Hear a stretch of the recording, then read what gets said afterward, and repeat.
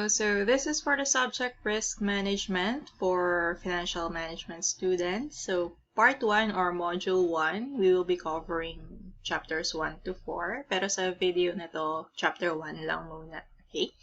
So yung module 1 would be about introduction to risk management. So yung learning outcomes natin. Definitions ng risk and risk management. Tapos yung usefulness nila. And of course, yung definition of terms na din, ano.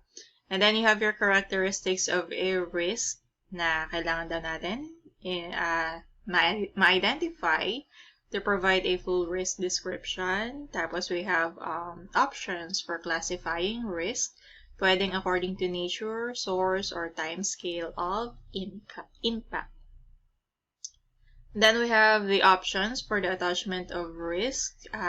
Pwede kasi siya to various attributes of an organization.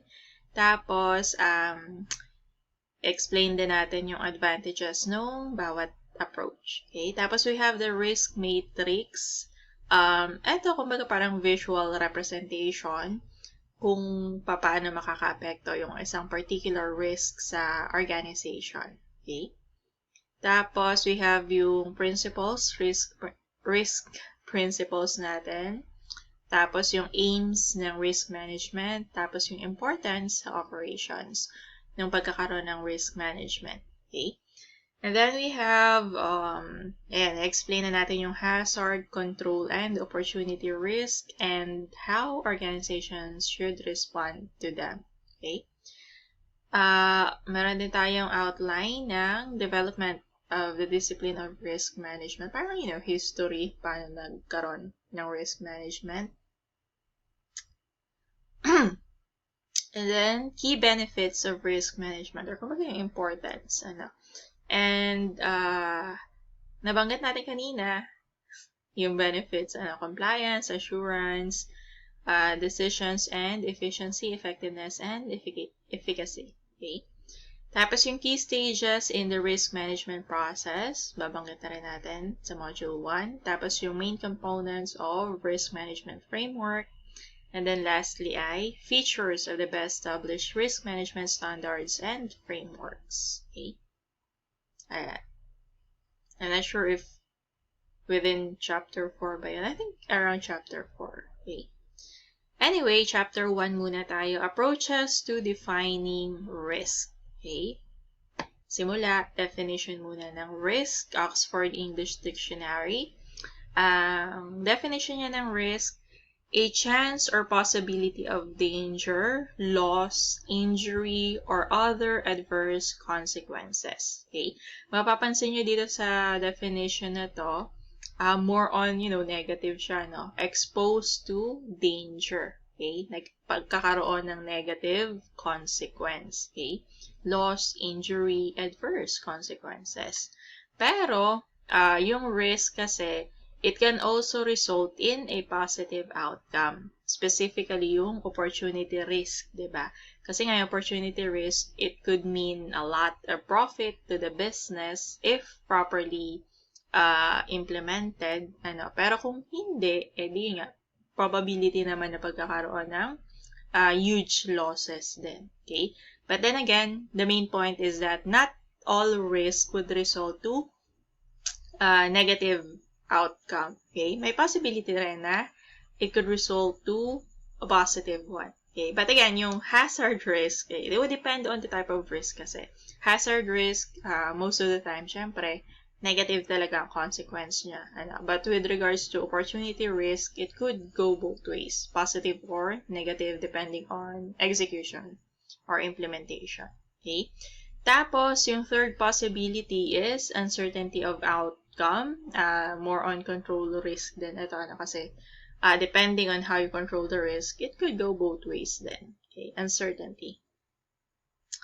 Ayan, example, owning a motor car is an opportunity to become more mobile and gain the related benefits. Ayan, pag nagkaroon ka ng kotse, carry mo na kahit saan mo gustong pumunta, makakalayas ka, diba, anytime. Unlike wala kang kotse, so you have to consider yung commute, anong sasakyan mo, magkano pamasahe mo, ganyan. Yung pagod mo, pag sakay-sakay, diba? Ayan. But before you decide to get a car, syempre, consider mo yung maintenance and repair cost. Syempre, kung iuutang mo yan, edi meron pang interest kang babayaran. And then yung, of course, you have your insurances, CDPL, car insurance, accidental insurance. Ayan. So, you have to get those then. Ayan, to protect yourself from accidents. Kasi, pag na-aksidente ka, edi you have your liabilities, diba? Kung inutang mo yung car, edi damages to the car. Pag may nabangga ka, edi injury to that person, diba? Or nabangga kang property, edi damages to property. Ganyan. So, maraming risk na kailangan mong i-consider before you make a decision. Okay? Ito, Institute of Risk Management pala. Ito naman yung definition niya ng risk. Combination of the probability of an event and its consequence. Yung consequences, it could range from positive to negative. Okay? Tapos yun namang ISO Guide 73, definition niya ng risk. Effect of uncertainty on objectives. Okay? Kasi diba kanina, dun sa previous video, nabanggit natin na syempre, organizations or businesses, they do have goals and objectives, and the reason we are trying to manage the risk that the business is exposed to, kasi syempre we want to achieve those goals and objectives. Okay? Kaya itong isang to, ISO Guide 73, effect of uncertainty on objectives, or itong uncertainty can, risk. Replace this with the word risk. Effect of the risk on objectives. Kasi kung makakahinder yung risk na yun dun sa objectives, edi yun nga. They should be managed. Alright, tapos, ito, merong guide notes. Guide 73 pa rin pala, no? Risk is often described by an event, isang pangyayari, change in circumstance, a consequence, or a combination of these, and how they may affect the achievement of objectives. Okay? So, pwede siyang, pangyayari, pwedeng situation, pwedeng effect of a previous decision, or combination yan. Tapos, essentially, yung main point niya is, meron siyang effect, normally ay negative effect on the attainment of objectives. Okay? So, ito yung summary, yung definition of risk depending on, the source or the organization. ISO Guide 73, ulitin natin. Definition of risk niya, effect of uncertainty on objectives. Note that an effect may be positive, negative, or a deviation from the expected. Okay. Also, risk is often described by an event, a change in circumstance, or a consequence. Okay. Itong IRM, Institute of Risk Management, yung definition niya, combination of the probability of an event and its consequence. Yung consequences can range from positive to negative. And then you have your orange book from HM Treasury, uncertainty of outcome within a range of exposure arising from a combination of the impact and the probability of potential events. Okay. Institute of Internal Auditors, IIA, uncertainty of an event occurring that could have an impact on the achievement of objectives. Risk is measured in terms of consequences and likelihood. Okay? Nabanggit siya dito, measured in terms of consequences, or kumbaga yung results, and then yung likelihood, kumbaga probability, or kumbaga, how sure are you, or how likely kumbaga, na mangyayari yung situation na yon. Okay? Malaki ba yung probability na mangyayari yan? Or hindi naman masyado? Ganyan. Alternative definition by the author of the book. Event with the ability to impact. Yung impact pwedeng inhibit. Ang ibig sabihin ng inhibit, parang yun pinipigilan or hinahadlangan. Enhance, sinusuportahan or ini-improve yung situation. Or cause doubt about, or kumbaga, pinagdududahan, yung mission, strategy, projects, routine operations, objectives, core processes, key dependencies, and or the delivery of stakeholder expectations. Ayan. So, medyo tawag doon, hindi naman siya comprehensive, but binanggit na yung karamihan ng possible aspects ng business na magkaroon ng risk exposure. Ayan. So, to summarize or to reiterate ito mga nabasa natin, essentially, uncertainty. Ang risk could be said to be an uncertainty. Okay, uncertainty in such that walang kasiguruhan kung ano yung mangyayari. Okay? The second thing is that yung effect niya ranges from positive to negative. So, for the most part, negative siya, but there are types of risk that could also, result to something positive. Okay? Tapos, yung ikatlo na napansin natin dito is meron siyang impact on the achievement of the objectives. Okay? Pwede siyang makatulong or pwede siyang makahadlang sa pag-achieve ng goals and objectives ng business. Okay? Tapos yung ika-apat, I think itong sa IIA, nami-measure siya in terms of consequences or likelihood. Depending on gaano ka bigat ba yung magiging effect niyan in case na, hindi mo ma-manage yung risk. How much is the damage it's going to cause sa business or sa organization. Okay?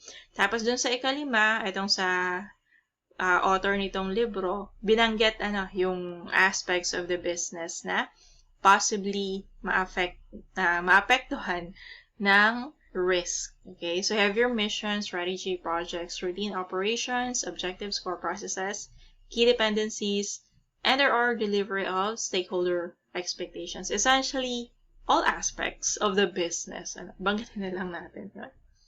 Alright? So, since nabanggit naman na dito yung definitions of risk, I'm going to skip most yung mga explanations sa paragraphs. Ayan. Nabasa ko na to before. I think last week. Hindi lang ako nakapag-record agad. And risk in an organizational context is usually defined as anything that can impact the fulfillment of corporate objectives. Okay? So, yun nga, merong effect dun sa achievement ng corporate objectives or goals. Okay? Generally accepted that risk is best described by concentrating on risk as events. So, kumbaga, treat na lang daw natin yung risk as events or pangyayari within the business. Na merong effect dun sa achievement ng goals and objectives. Ayan. Types of risk dito sa libro na to, yung tatlong classification natin, hazard, control, and then opportunity risk. Okay? There are certain risk events that can only result in negative outcomes. Ito yung hazard risk. Okay? Yung hazard risk, tinatawag din siya na pure risk. I'm going to pause for a short while kasi medyo maraming aso ang bumabata. I'm gonna pause. Okay, the dogs are done barking. Asa na tayo? Okay, hazard risk, tinatawag din siya na pure risk. Tapos, pwede mo rin siyang tawagin na operational or insurable risk. Okay? Kaya siya tinawag na insurable risk kasi in the beginning of insurance companies, normally, ito lang mga risk na to ang subject for, insurance. Okay? Sila lang yung pwedeng i-insure, like fire, accidents, forced life insurance, ganyan. Okay? Kasi sila ay hazard risk nga. Kumbaga, halos lahat naman tayo, there's a possibility that we would experience or would get involved in these types of risk. Kaya in a way din, di ba, na-prepare tayo kahit pa paano. We have them in school, di ba, yung mga fire drills, earthquake drills, tapos we're properly informed kapag merong, disasters, typhoons, anong gagawin, anong dapat i-prepare, di ba? Ganyan. Okay, so again, hazard risk, tinatawag din siya na pure risk, operational risk, or insurable risk. Ayan. And again, can only result in negative outcomes. Kapag sila nag-materialize, kapag sila nangyari, negative lang normally ang outcome. Siyempre, na-aksidente ka, sasaktan ka, fire, magkakasunog, sisira ang building, pwedeng may matrapa na tao, diba? Or, earthquakes, damages din, either to persons or to property din. And uncertainties can be associated with the benefits that the project produces, as well as uncertainty about the delivery of the project on time, within budget, and to specification. Ito naman, this is about control risk. Okay? Control risk about uncertainties. Tapos, itong uncertainties na to, it could go both ways depending on how the business or the management handles it. So, ayan. Yung particular aspects na meron siyang effect could be on projects. Okay, delivery of the project on time, within budget, and to specification. For example, deliver a project on time. Ano ba yung pwedeng maka-affecto dyan? Kunwari, suppliers nung materials. Okay, sa production naman kasi kapag wala yung materials, syempre, although andyan yung machineries mo, andyan yung factory, pwedeng i-operate, andyan yung workers mo. Kapag wala yung mga materials na gagamitin, hindi ka makakapagsimula na mag-produce ng projects na yun. So, it would affect the, finishing the project on time. Okay? Or, pwede rin naman, let's say, within budget ba or hindi. So, you have to consider, diba, quality and price of your materials. So, if you have a budget, even if you are working on a budget, you still have to make sure na quality or may quality pa din yung materials na gagamitin nyo to make sure na maganda yung kakalabasan na product, syempre. Hindi yung tinipid nyo nga, madali namang masira yung product, so hindi siya magiging satisfying on the part ng iyong magiging clients or customers. Baka ikasira pa lang yan ng iyong reputation din. Okay, so you have to have to balance that out, and that is within your control technically. Okay, so that is under control risk pa din. But of course, di ba, sometimes hindi mo rin sure kasi kunwari trusted mo yung supplier na yun kumbaga subok mo na quality materials yung binibigay niya at reasonable prices, but during this one time ayan, ang binigay sa'yo na materials ay hindi kagandahan. Diba? So, medyo, in a way, although, diba, kampante ka kasi you have this long relationship with them na maayos naman sila dati, tapos biglang gaganon, diba? So, it's a type of risk then. Okay?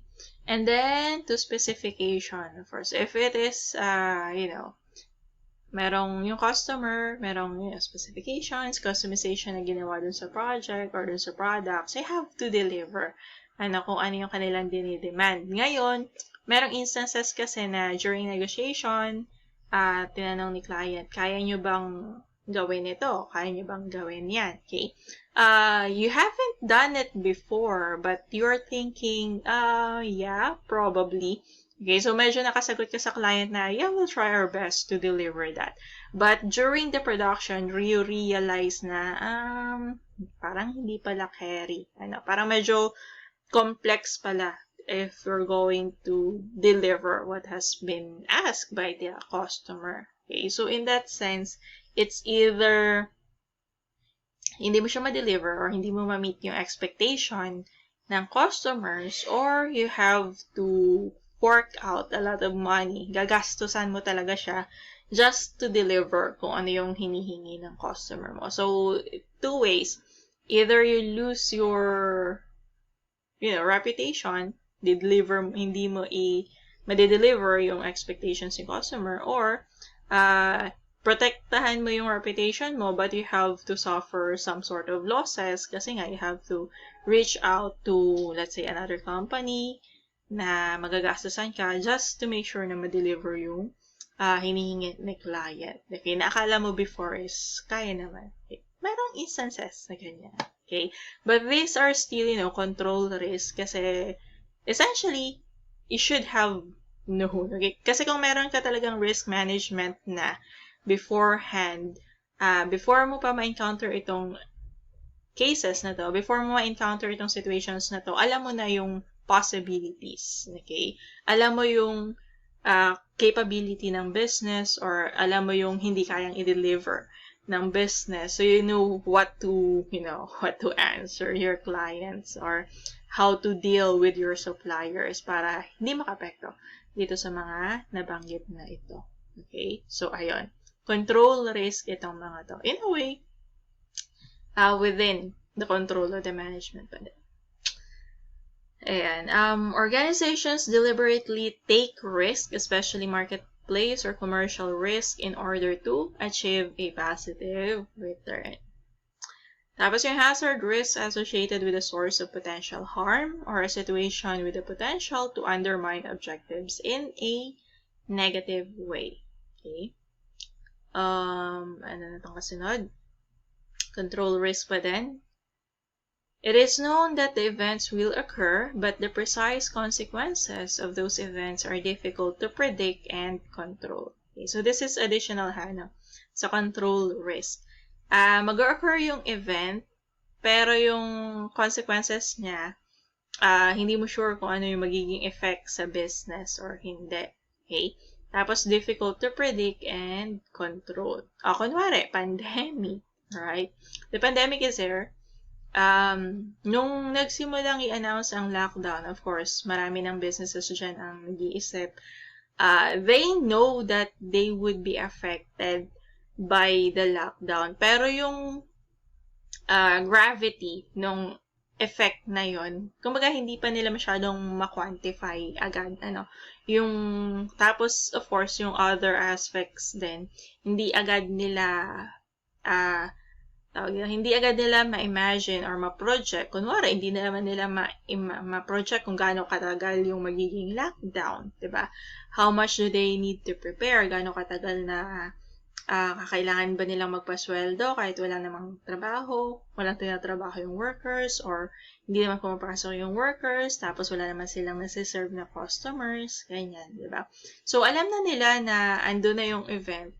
Nung nagsimula yung lockdown, alam na nila na hindi sila makakapag-operate. Okay? Pero yung mismong effect,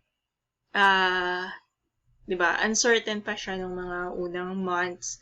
Nung unang months, parang, diba, pinakausapan pa ng OSIT DOLE or TTI, ang mga employers na bayaran ng isang buwan yung mga employees kahit walang trabaho, kahit walang tinabaho, or kahit hindi nag-operate yung business. Okay? Maraming businesses naman ang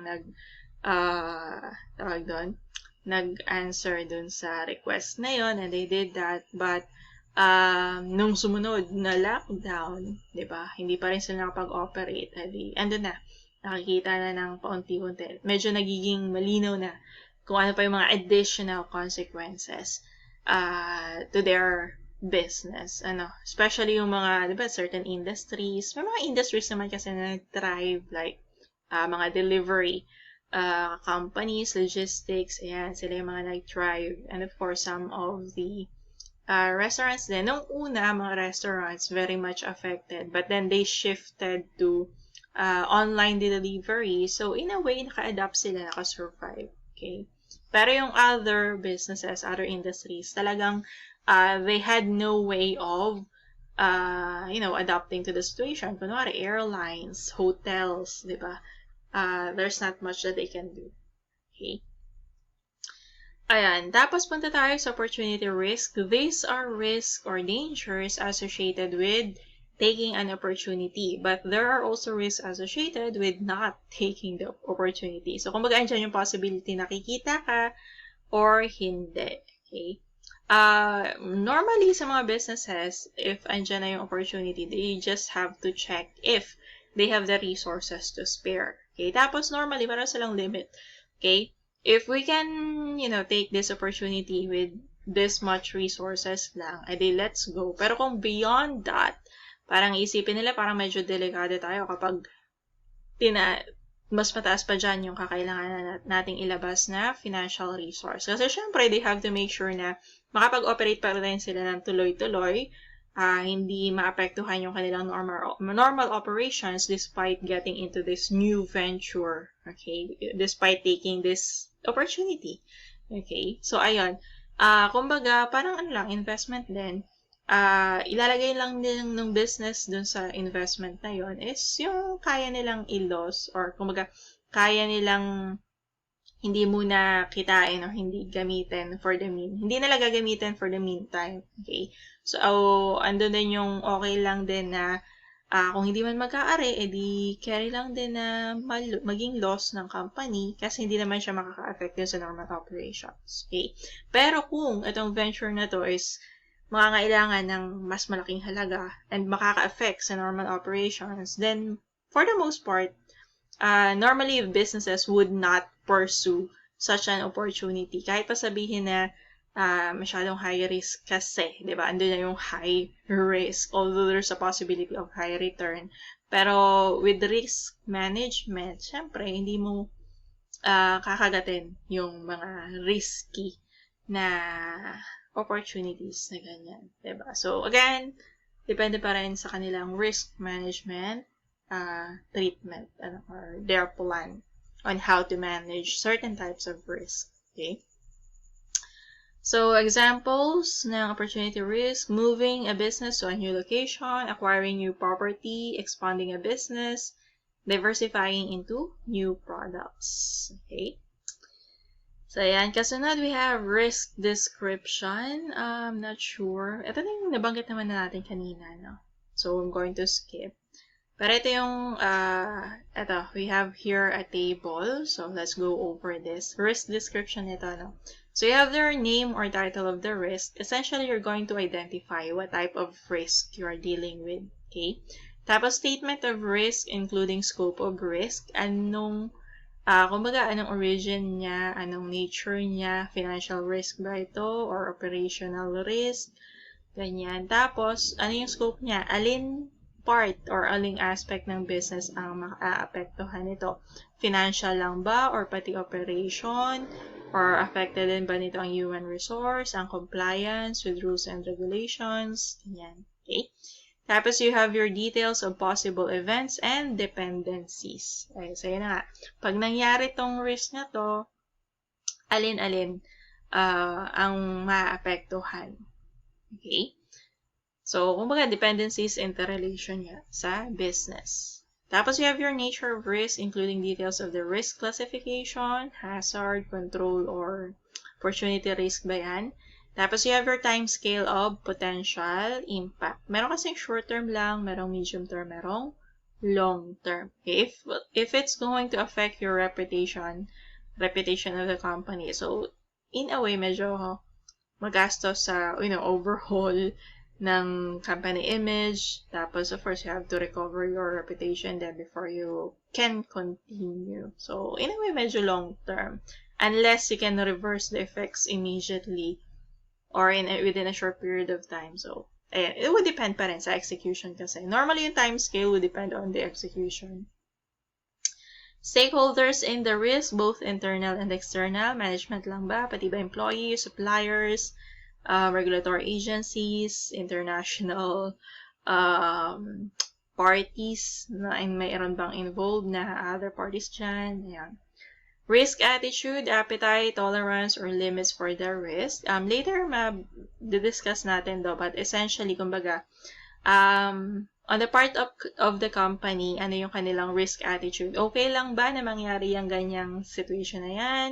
Or hindi? Okay? Appetite, kaya ba ng company na, i-suffer na lang ng loss, or do we have to really prevent this from happening? Ganyan. Tapos yung tolerance, up to how much losses could we suffer? Tapos, kumbaga yung acceptable na range. Tapos, beyond that, it would be considered serious na, and we really need to do something to prevent this from worsening or from happening again. Okay? Tapos, you have your limits for the risk. Parang ganun rin. Tolerance or limit. This almost the same. Okay? Likelihood and magnitude of event. Normally, itong likelihood, of course, likelihood is like parang frequency or probability na mangyayari yung risk event na yan. Okay? Tapos yung magnitude is normally the impact or yung consequence.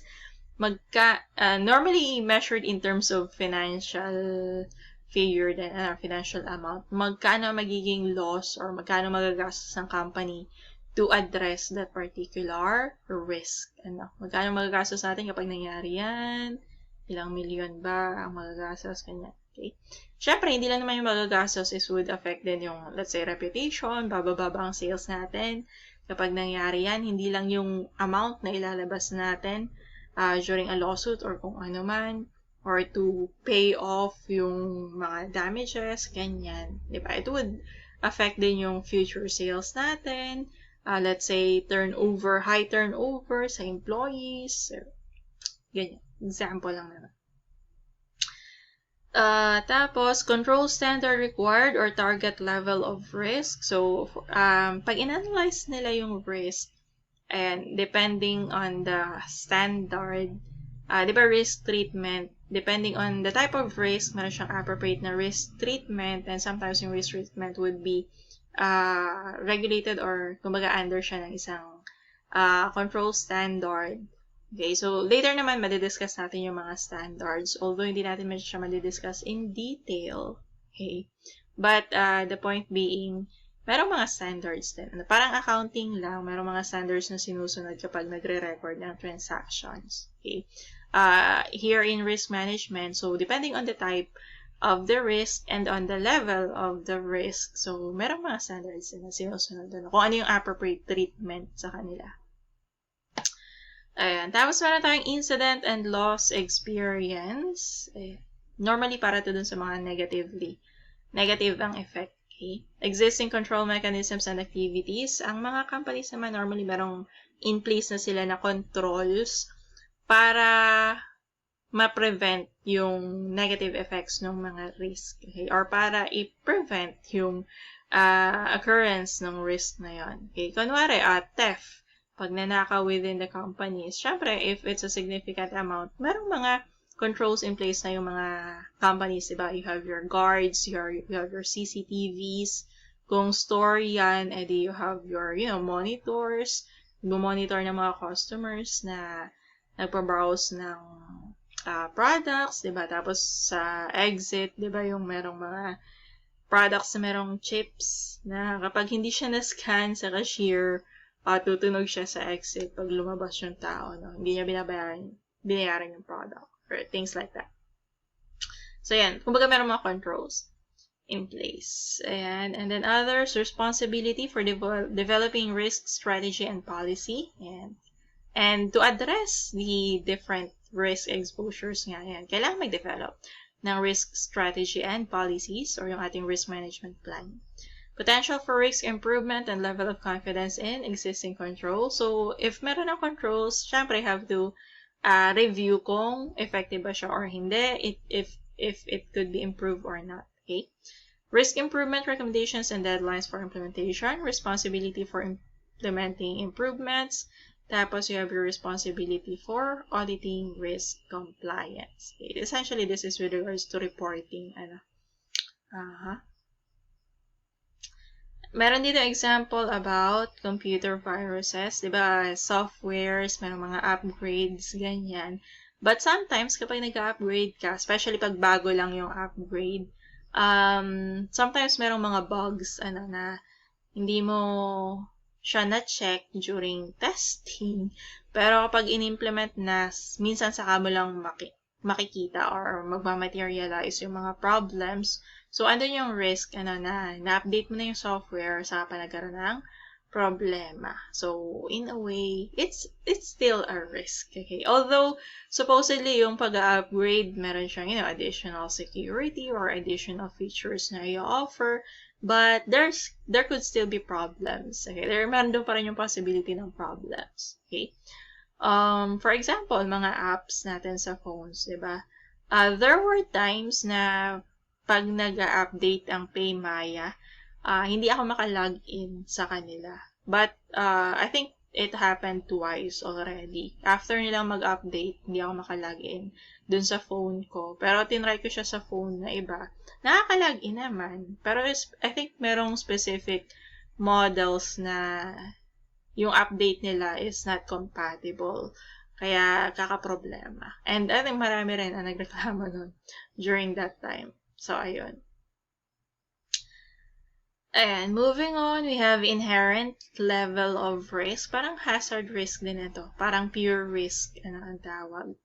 Uncontrolled level of all risk. And level of risk before any actions have been taken to change the likelihood or magnitude of the risk. Okay. Basahin muna natin yung mga may highlights. Identifying the inherent level of risk enables the importance of control measures in place to be identified. Okay? Identification of the inherent level of risk. Ayan. Before mo syempre i-assess yung mga risk, so kailangan i-identify mo muna yung inherent level nila. In the risk assessment, we look at the inherent risk before considering any controls. Tapos dun sa risk matrix, andun yung ipinapakita, yung likelihood and magnitude, okay, ng mga risk. Inherent level of risk, absolute risk or gross risk. Tapos you have your current level of risk, tinatawag din siya na residual, or the managed level of risk. Okay. Illustration. Itong top, di ba, parang lang, gross sales minus discounts, you have your net sales. Okay, parang ganun yung presentation, ha? So, you have your inherent level of risk. Ito yung risk, tapos, kumbaga, wala pang ginagawa yung management to address this type of risk or this level of risk. Okay? Ang tawag natin sa kanya, inherent level of risk. Okay? Tapos, yung mga businesses, syempre, hindi naman nila hahayaan na yung inherent level of risk is hanggang dyan na lang siya. Syempre, meron silang ini-implement na controls. So, yun nga, yung nabanggit natin kanina, theft, di ba? Hindi naman nila, kumbaga, makokontrol yung mga tao na papasok, especially kung, may pangangailangan, may motive sila to steal from the company, then they're going to steal from the company. Okay, so yun yung inherent risk. Okay, possibility na may mga tao na magnanakaw. Okay, but to prevent that, they would implement controls. Okay, controls, magkakaroon sila ng security guards or monitors, CCTV, ganyan, or sa exit, meron silang yung scanner, ng chips or kung ano man. Ayan. So, you have the controls. After implementing the controls, the inherent risk, you apply controls, and then after applying controls, you now have the current level of risk. Okay? Hindi mo naman kasi may eliminate totally yung risk. Okay? So, di ba, kahit meron ka ng security guard, nagche-check ng bags bago pumasok yung customer sa loob, meron ka ng CCTV, tapos meron ka na ring scanner sa exit. Kasi hindi naman lahat, meron kasing stores na hindi naman lahat ng products merong chips. Okay? But anyway, so ayun, meron ka ng controls in place, pero minsan meron pa rin nakakalusot na, magnanakaw pa din. Okay? Meron mga shoplifters or kung ano-anong ginagawa nila just to steal from the company. Okay? So, yun yung current level of risk. After implementing the controls, meron ka pa rin current level of risk. Kasi hindi mo naman siya na-eliminate totally. Andun pa rin yung possibility na may magnanakaw pa din sa company. Okay? So, ayun. Example lang yun. Of course, meron pang other types of situation. Okay? So, ayun. You have your inherent level of risk. Tapos, yung companies would apply controls to prevent or to lessen that the likelihood of that risk from happening. So, you have your current level of risk. Okay? Example niya dito yung crossing the road. Tingin sa kaliwa kanan before ka tumawid. Anyway. Awareness on both the motorist and the pedestrians. Yung pedestrian, kaliwa kanan bago tumawid. Tapos yung motorist, syempre, tinitingnan na naman nila kung minsan kasi kahit wala namang pedestrian lane, minsan merong mga taong biglang tatawid. Ayan. Kasi merong mga taong minsan hindi nakakalimutang tumingin sa kaliwa kanan, minsan merong malalim ang iniisip, bigla lang tumatawid, di tumitingin talaga. Merong mga ganong instances. Anywho, ayan. Next natin, risk classification system. Ayan, pwedeng siya ay nakadepend sa nature of the attributes of the risk. Example nito ay time scale for impact, nature of the impact, or likely magnitude of the risk. Ayan, so yung time scale after the event occurs, okay, another classification pala to in addition to these. Tapos, the source of the risk can also be used. And then, a risk may be classified according to its origin, such as counterparty or credit risk. Okay, example to. Kasi yung credit risk, syempre, pinanggagalingan nito is, pag nagpautang ka, nandun yung possibility na hindi siya magbayad. Ayan, credit risk. Kung hindi ka nagpautang, edi syempre, wala kang credit risk, di ba? A further way of classifying risk is to consider the nature of the impact. Okay? Some risk can cause detriment to the finances, diba? Bad effect on the resources, financial resource of the organization. Whereas others will have an impact on the activities or the infrastructure. Okay? Let's say damage to property or makaka-disrupt ng operations. Ganyan. Kunwari, bagyo. Oh. Let's say, tawag dito, yung bagyo is nakasenter dun sa lugar nyo. Ayan, bumaha. Tapos nawala ng kuryente. Tapos yung operations nyo nangailangan ng, machine operation. So kung walang kuryente, hindi nyo ma-operate yung machineries, diba? Ayan. Could be that impact on the activities or infrastructure.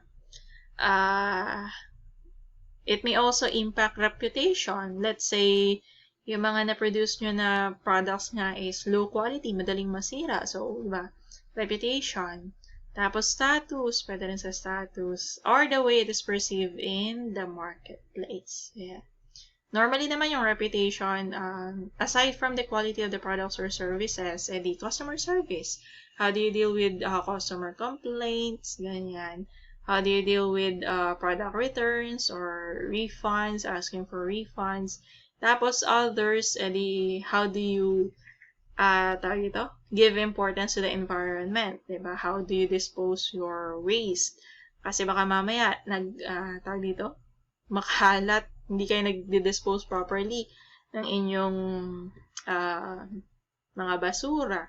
Diba? Makikita ay basta ka na lang kayo nagtatapon kung saan-saan. Ganyan.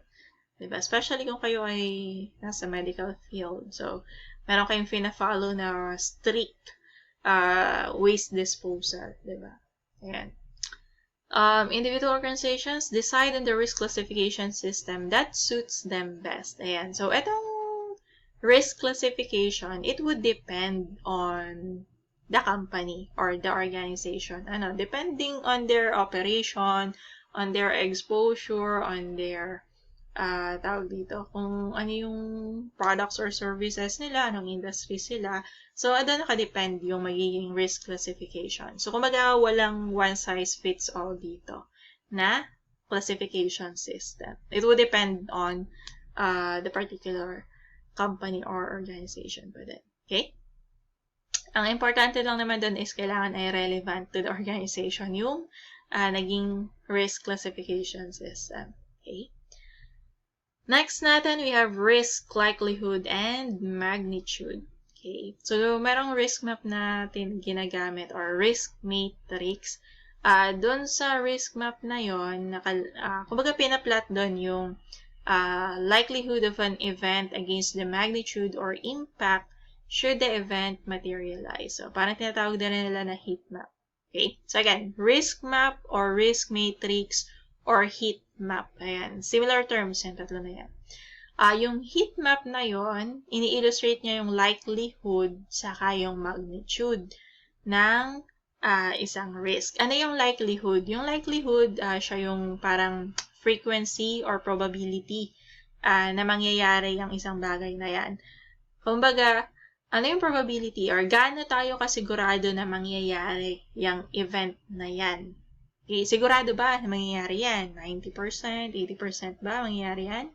Or, hindi naman siya expected na mangyayari. Let's say, 10% lang. Medyo malabong mangyari. Hindi ganun ka siguraduhan. Diba? Yung may konting-konti lang na possibility na mangyari siya. Ganon.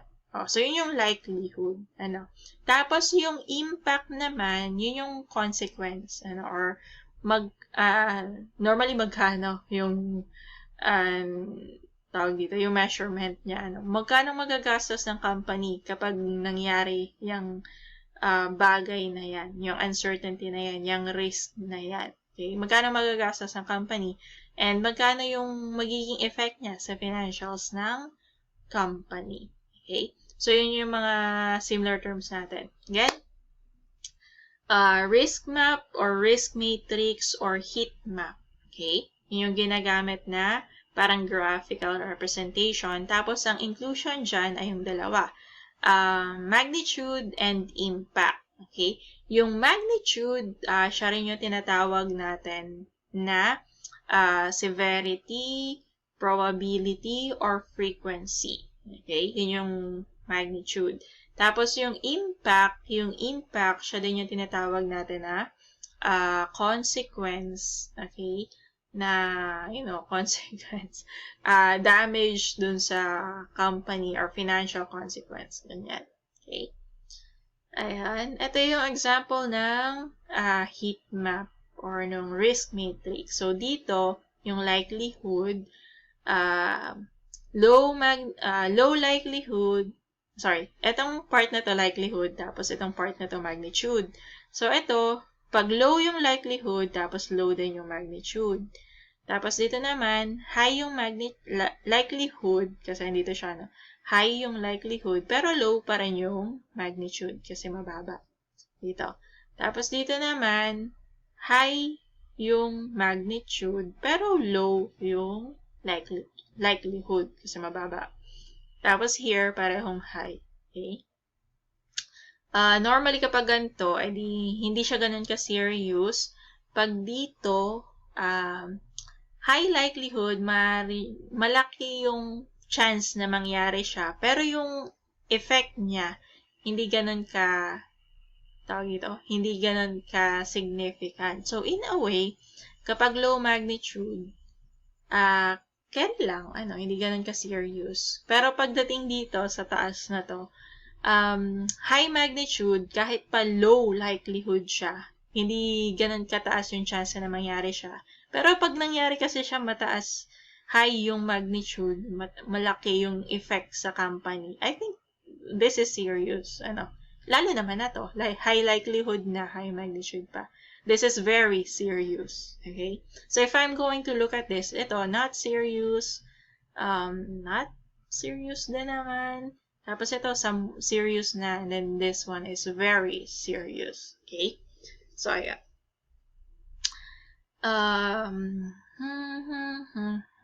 Magnitude of an event may be considered to be the inherent level. Impact can be considered to be the risk managed level. Okay, so di ba different terms sila, no? Magnitude, pero pwede mo rin siya tawagin na impact or consequence. But, ito yung dinifferentiate siya dito sa libro kasi. Yung magnitude, siya yung at the inherent level. Di ba yung inherent level, yung wala pang controls na ini-introduce ang company. Okay? But reality is, may mga controls naman na ini-implement ang company. Okay? So, kapag may controls na ini-implement, ang tawag na sa kanya ay impact. Okay? Impact, ito yung sa risk managed level. Okay? So, magnitude dito, pag nagkaroon ng controls na in-implement, ang tawag na sa kanya ay impact. Okay? So, yeah. Impact against likelihood. Ayan. Uy, last na pala to. Chapter 2 na yung kasunod. Okay, tapusin na natin. Ito, I think this is an example. Uncertainty and strategic decisions. So, dito, merong agreement between Delta Airlines, Northwest Airlines. Nagkaroon ng merger, and they will operate under Delta Airlines. Ayan. Ito, nag-release sila in information on the basic elements of the deal and the ramifications it foresees for the new airline and its passengers. So, ito yung list of benefits after merging.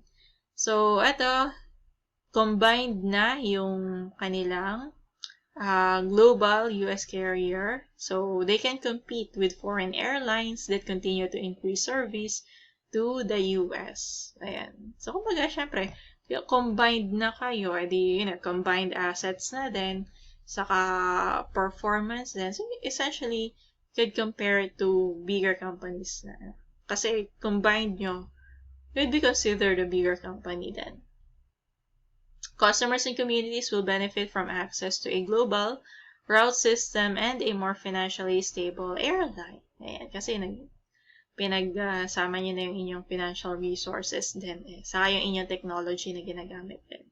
More destination will result in more schedule options and more opportunities to earn and redeem frequent flyer miles. So, essentially, di ba, kung ikaw yung customer dati, tapos Delta Airlines ka lang, I think they do have memberships or, parang mga ganon. But, of course, since nag-merge na sila, edi can use your membership doon na rin sa kanilang parehong airlines na kasi.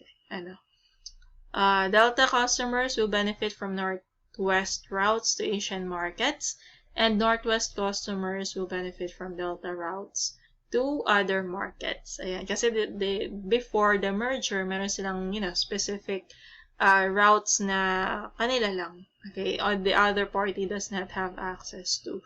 Pero nung nag-merger na sila, syempre, they would exchange resources na kasi. Kasi technically, isang company na lang sila. Okay? Tapos yung kanilang complementary common membership in the Sky Team Alliance will ease the integration risk that has complicated some airline mergers. So ito, since pareho silang, member nitong Sky Team, so medyo madali yung kanilang magiging integration, okay, compared to others. Ayan. So, ayun. Tapos na tayo with Chapter 1. Chapter 2 na yung kasunod. And that's it for this one. Thanks and bye.